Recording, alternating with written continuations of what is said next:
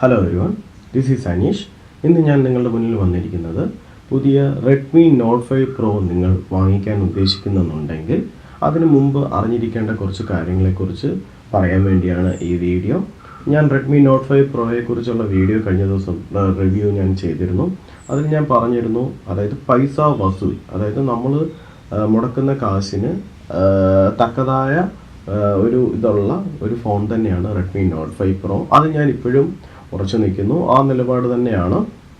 So എന്നിരുന്നാലും നിങ്ങൾ Redmi Note 5 Pro മേടിക്കുന്നതാണെന്നുണ്ടെങ്കിൽ അതിന് മുമ്പ് അറിഞ്ഞിരിക്കേണ്ട കുറച്ച് കാര്യങ്ങൾ കൂടെ ഉണ്ട്.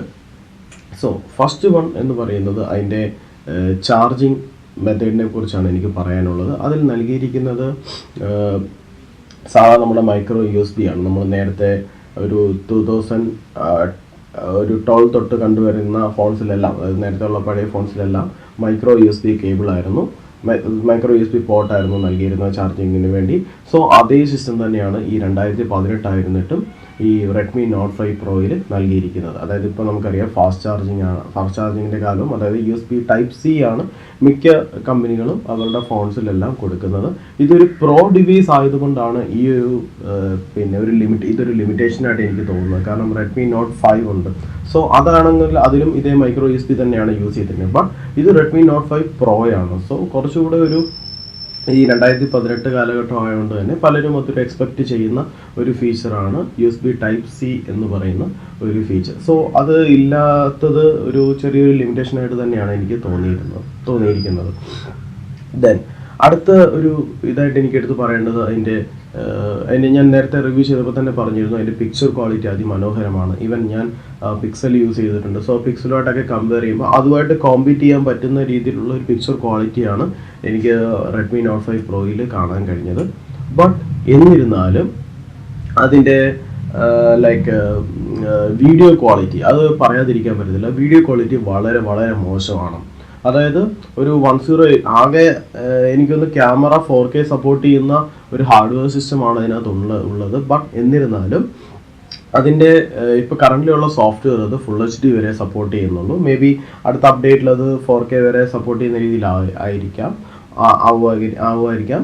ബട്ട് എന്നിരുന്നാലും കറൻ്റ് അത് ഫുൾ HD വരെ സപ്പോർട്ട് ചെയ്യുന്നുള്ളൂ. അതിൽ തന്നെ ഫുൾ HDയുടെ വീഡിയോ ക്വാളിറ്റി എന്ന് പറയുന്നത് വളരെ വളരെ മോശമാണ്. സോ പിന്നെ അതൊരു വലിയൊരു ഡ്രോബാക്ക് ആയിട്ടാണ് എനിക്ക് തോന്നുന്നത്. കാരണം വീഡിയോ റെക്കോർഡ് ചെയ്യുന്നവർക്ക് അതൊരു ഭയങ്കര അവരെ സംബന്ധിച്ചൊരു ഇഷ്ടപ്പെടാത്തൊരു ഫീച്ചർ, അല്ലെങ്കിൽ അവർ എക്സ്പെക്ട് ചെയ്യുന്ന ഒരു ഫീച്ചർ ഇല്ലാത്ത രീതിയിലായി പോയത്. സോ ഞാൻ പറയുന്നത്, നിങ്ങൾ ഇവൻ ഒരു വീഡിയോഗ്രാഫി അല്ലെങ്കിൽ വീഡിയോയും കൂടെ ഉദ്ദേശിച്ചാണ് നിങ്ങൾ ഈ ഫോൺ നോക്കുന്നതെന്നുണ്ടെങ്കിൽ നിങ്ങൾ മറ്റേതെങ്കിലും ഫോൺ നോക്കുന്നതായിരിക്കും നല്ലത്. കാരണം ഈ റേഞ്ചിലുള്ള ബാക്കിയുള്ള ഫോൺസിൽ വീഡിയോ ക്വാളിറ്റി അത്യാവശ്യം നല്ല രീതിയിൽ കിട്ടുന്നുണ്ട്. ബട്ട് ഫോട്ടോഗ്രാഫിയാണ് നിങ്ങൾ നോക്കുന്നതെങ്കിൽ definitely this phone is for you. കാരണം ഈ ഫോണിൽ അതിമനോഹരമായ ഒരു ഫോട്ടോഗ്രാഫി, നിങ്ങൾ ഫോൺ ഫോട്ടോഗ്രാഫി ഒക്കെ ഇൻട്രസ്റ്റ് ആണെങ്കിൽ അല്ലെങ്കിൽ പാഷൻ ഉണ്ടെന്നുണ്ടെങ്കിൽ അവർക്ക് പറ്റിയൊരു ഫോൺ തന്നെയാണ് Redmiയുടെ Note 5 Pro എന്ന് പറയുന്നത്. ദെൻ അടുത്ത എടുത്തു പറയേണ്ട ഒരു ഡ്രോബാക്കായിട്ട് എനിക്ക് തോന്നിയിരിക്കുന്നത് NFC സപ്പോർട്ട് ഇല്ല എന്നുള്ളതാണ്.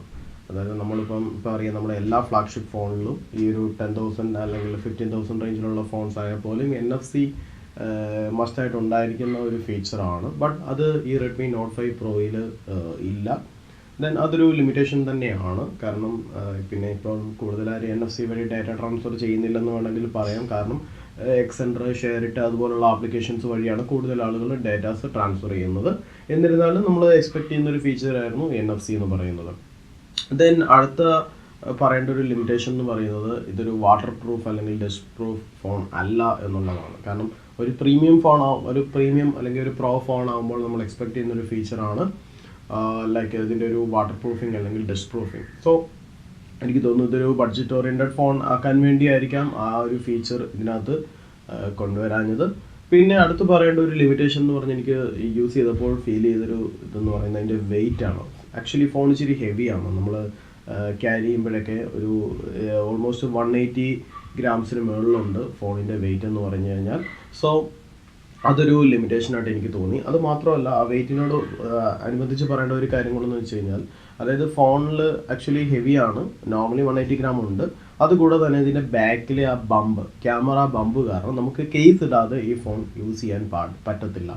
സോ അതിപ്പോൾ നമ്മൾ 10-ലും ഐഫോൺ 10-ലും കണ്ട പോലെ തന്നെ കേസ് ഇടാത്തത് യൂസ് ചെയ്യുമ്പോൾ അതിൻ്റേതായിട്ടുള്ള കുറച്ച് ബുദ്ധിമുട്ടുകളുണ്ട്. ബട്ട് അതുപോലെ തന്നെ അപ്പോൾ കേസ് കൂടി ഇടുമ്പോഴത്തേക്ക് കുറച്ചുകൂടെ ഫോൺ ഹെവി ആവുകയാണ്. സോ ക്യാരി ചെയ്യാനൊക്കെ കുറച്ച് ബുദ്ധിമുട്ടാണ്. പിന്നെ 6 ഇഞ്ച് സ്ക്രീനാണ്. സോ അതൊക്കെ അതിൻ്റെ ആയിട്ടുള്ള ഒത്തിരി അഡ്വാൻറ്റേജ് സൈഡ് ഒത്തിരി അപ്പുറത്ത് നിൽക്കുന്നുണ്ട്. കാരണം ഒത്തിരി അഡ്വാൻറ്റേജ് ഞാൻ നേരത്തെ നിങ്ങൾ വീഡിയോ കണ്ടിട്ടില്ല എന്നുണ്ടെങ്കിൽ ഇതിൻ്റെ വീഡിയോ താഴെ ലിങ്ക് ഉണ്ടാവും ആ റിവ്യൂവിൻ്റെ.